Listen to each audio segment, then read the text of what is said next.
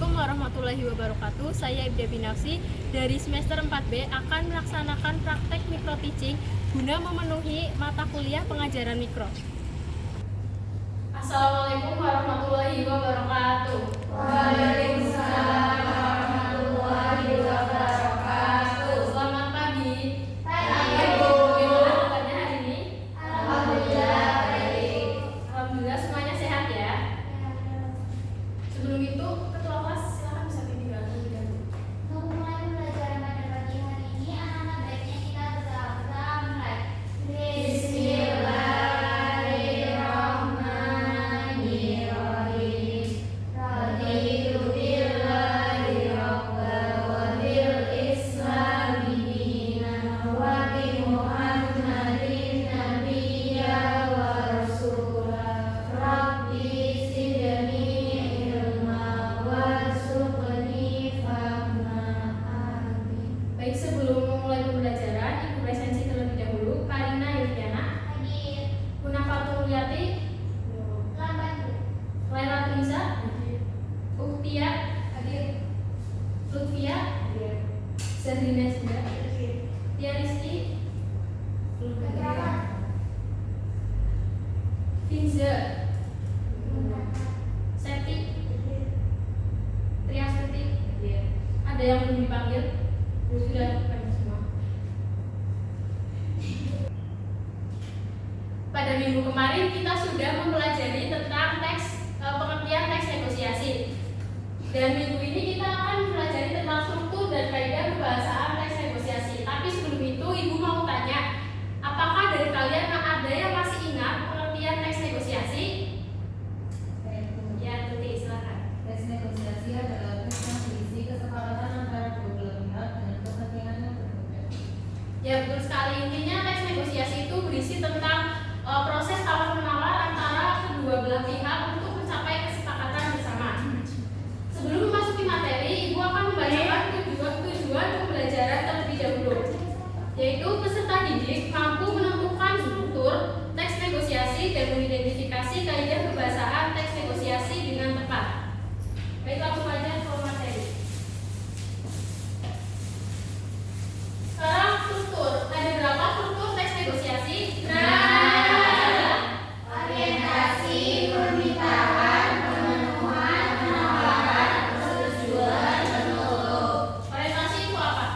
Orientasi bagian awal pada teks negosiasi. Ya, sama dengan teks yang lainnya, orientasi pada teks negosiasi juga merupakan awal atau pembukaan. Nah, biasanya pada tahap ini itu berisi salah atau enggak salahan. Kemudian yang kedua ada permintaan. Permintaan adalah Masalah yang merupakan keinginan untuk diselesaikan atau diselesaikan. ya, permintaan di sini itu nantinya akan menjadi hal atau topik pembahasan pada tahap selanjutnya. Kemudian yang ketiga ada pemenuhan. Pemenuhan sebuah permintaan. Nah, setelah tadi ada permintaan, maka permintaan tersebut harus dipenuhi terlebih dahulu sebelum melanjutkan ke proses selanjutnya. Dan yang keempat ada penawaran. Penawaran di sini merupakan inti dari teks negosiasi itu sendiri. Penawaran adalah Proses negosiasi untuk mencapai kesepakatan bersama. Nah, di sini pada tahap ini itu berisi tentang proses tawar-menawar antara kedua belah pihak. Kemudian ada persetujuan. Persetujuan merupakan pernyataan yang berisi kesepakatan antara kedua pihak. Nah, persetujuan di sini juga menjadi kunci dalam teks negosiasi. Berhasil atau tidaknya sebuah negosiasi itu tergantung dari persetujuan mitra tutur kita. Apabila mitra tutur kita tidak menyetujui, maka negosiasi tersebut bisa dikatakan tidak berhasil atau gagal. Dan kemudian sebaliknya, apabila mitra tutur menyetujui penawaran kita, maka negosiasi tersebut dinyatakan sudah berhasil. Dan yang terakhir ada penutup. Penutup adalah Negosiasi selesai. penutup di sini sebenarnya bersifat opsional, tapi alangkah lebih baiknya teks negosiasi itu ada penutupnya. Penutup biasanya itu berisi tentang salam lagi, kemudian ucapan terima kasih. Sampai sini bisa dipahami? Oke, lanjut. Kemudian ini ada contoh teks negosiasi yang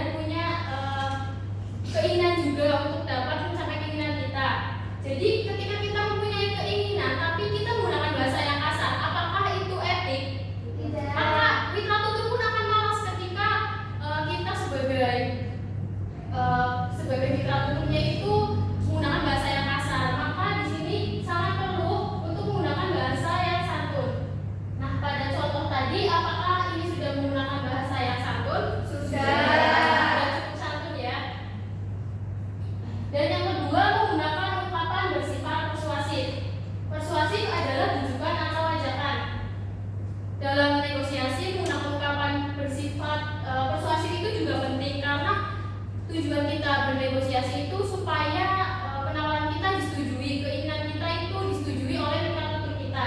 Jadi supaya mitra tutur itu apa ya istilahnya gampang menyetujui keinginan kita itu dengan cara menggunakan ungkapan yang bersifat persuasif. Nah, pada contoh tadi adakah ungkapan yang bersifat persuasif? Ada.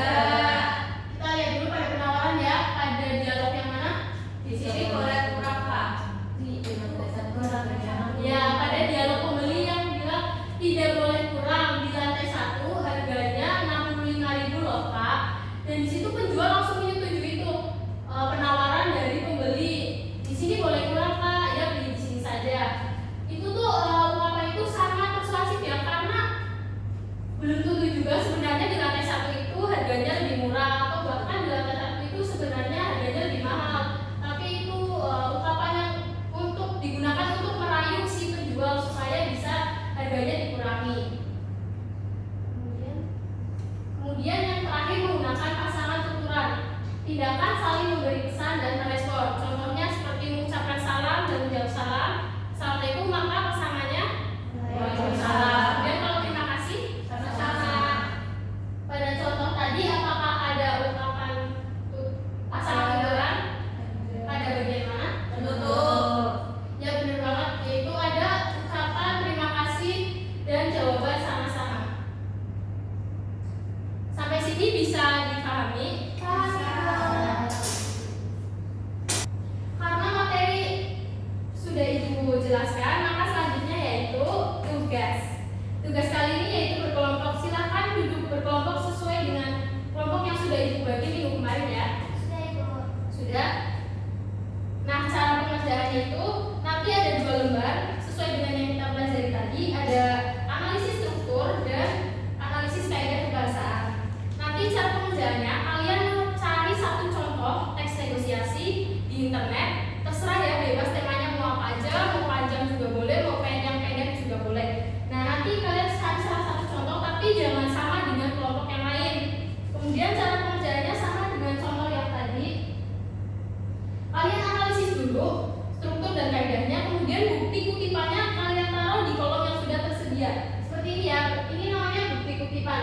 Nanti kalian tulis di kolom bukti kalimat. Kemudian yang analisis juga sama. Nah, pada kolom ini Ibu hanya menyediakan 5 kolom karena kelupaan. Harusnya itu ada kolom untuk ya, langsung disesuaikan ya. Untuk Belita karena sudah ketinggalan nanti tanya ya teman-teman kelompoknya cara mengerjakannya bagaimana, materinya juga bagaimana. Di sini ada 5 kolom. Nanti kalian tambahkan kolom penutup ya. Karena kolom penutup itu bersifat opsional, barangkali di teks kalian yang kalian cari itu nggak ada, berarti nanti kalian nggak usah tulis. Tapi kalau ada berarti kalian tulis. Kemudian pada tabel analisis kaidah kebahasaan ditambahkan 1 kolom, yaitu menggunakan bahasa yang bersifat memerintah atau memaksa. Tadi sudah Ibu bilang dalam teks negosiasi itu bersifat memaksa dan memerintah itu kurang bagus ya. Tapi barangkali pada teks yang kalian cari itu ada ungkapan yang bersifat memaksa. Nanti kalian tulis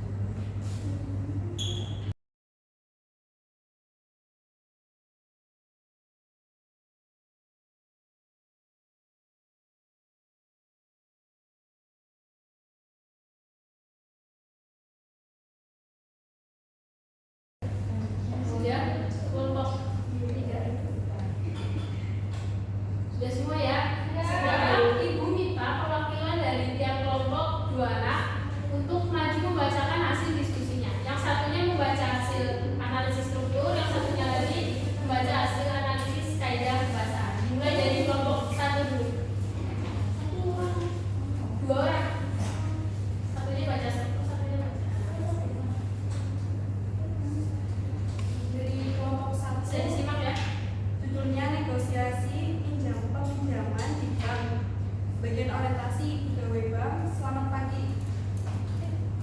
Pegawai bank sama itu nggak apa-apa kan langsung dibaca aja sendiri. Pegawai bank. Selamat pagi Pak. Pagi Mbak.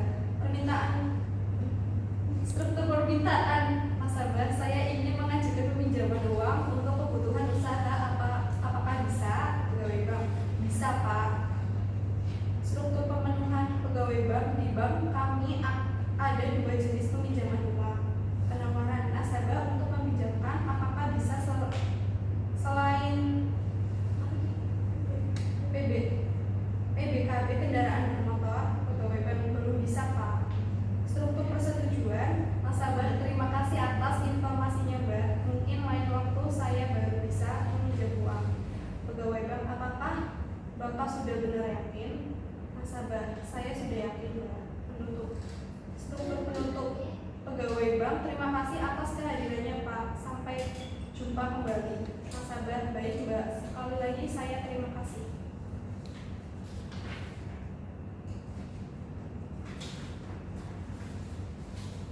Analisis kaidah kebahasaan menggunakan bahasa yang satu. Ya, pada bagian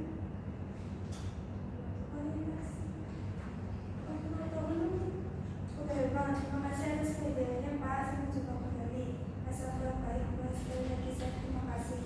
Menggunakan kampanye bersifat persuasif tidak ada. Bahasa yang bersifat memerintah atau memaksa tidak ada. Pasangan aturan atau partisipan ada. Pada bagian orientasi pegawai bank. Selamat pagi Pak. Nasabah, pagi Mbak. Baik, kita ulang dulu untuk kelompok 1.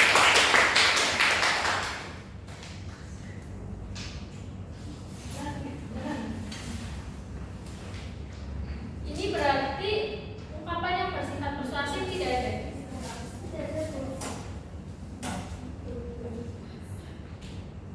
Oke, selanjutnya dari kelompok 2.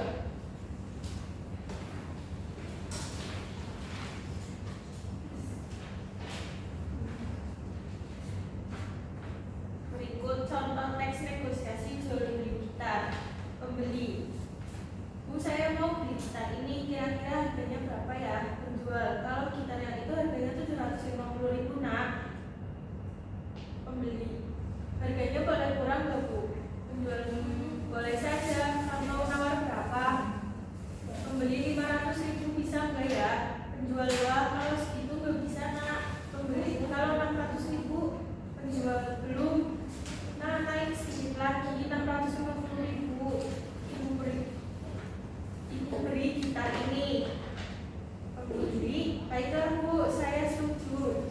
Penutupnya, ini uangnya ya Bu, terima kasih. Sama nak. Analisis kaidah kebahasaan. Aspek kebahasaan menggunakan bahasa yang santun.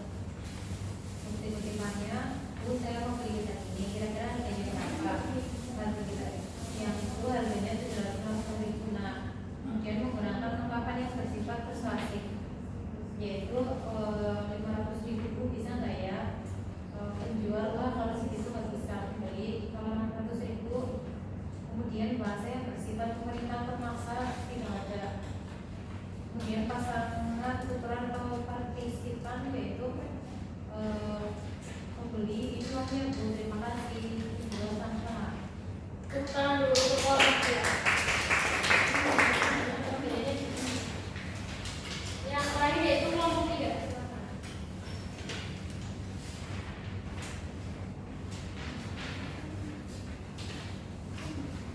Saya akan membacakan teks negosiasi yang berjudul jual beli. Orientasinya, pembeli, selamat siang Pak. Penjual, selamat siang kembali. Maaf, ada yang bisa saya bantu?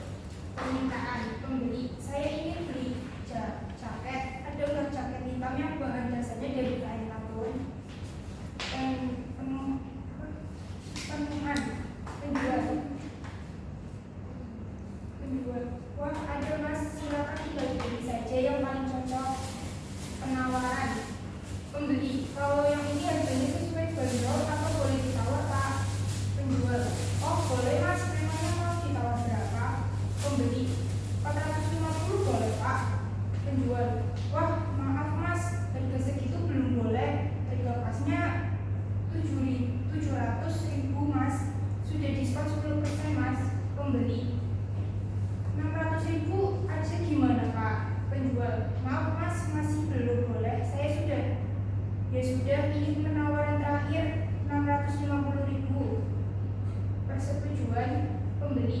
Ya sudah Pak, saya sepakat. Penutup, penjual, terima kasih Mas. Pembeli, sama-sama Pak. Berikut analisis kaidah kebahasaan. Aspek kebahasaan yang pertama menggunakan bahasa yang santun. Dikutipannya, pembeli selamat siang Pak, penjual selamat siang kembali. Maaf, ada yang bisa saya bantu? Yang kedua ada menggunakan ungkapan yang bersifat persuasif. Kutipannya, penjual maaf Mas, harga segitu belum boleh, harga pasnya 700.000 Mas, sudah diskon 10%. Pembeli 600.000 gimana Pak? Penjual maaf Mas, masih belum boleh, ya sudah ini penawaran terakhir ya 650.000. Pembeli ya sudah Pak, saya sepakat. Yang ketiga bahasa yang bersifat memerintah atau memaksa. Kutipannya tidak ada. Yang terakhir pasangan tuturan atau partisipan. Kutipannya penjual terima kasih Mas, pembeli sama-sama Pak.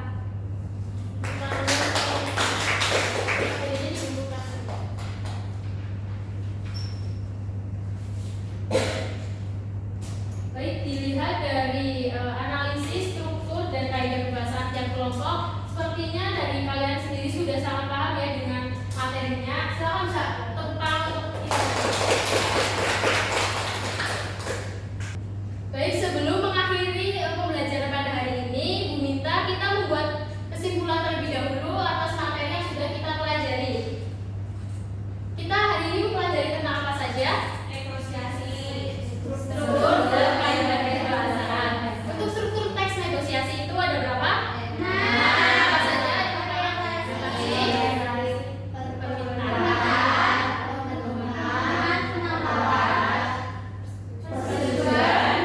Kemudian yang terakhir ada kaidah kebahasaan teks negosiasi. Ada berapa? 3. Pertama, yang bersifat persuasif. Yang ketiga, pasangan. Oke, dilihat dari pengetahuan kalian sepertinya sudah paham dengan materi kali ini. Selanjutnya Ibu ingin tanya, bagaimana pembelajaran hari ini? Apakah susah dipahami atau membosankan? Serius ya? Oke, terima kasih. Kemudian minggu selanjutnya kita akan mempelajari tentang bagaimana cara menulis atau membuat sebuah teks negosiasi. Sebelum mengakhiri, seperti biasa doa terlebih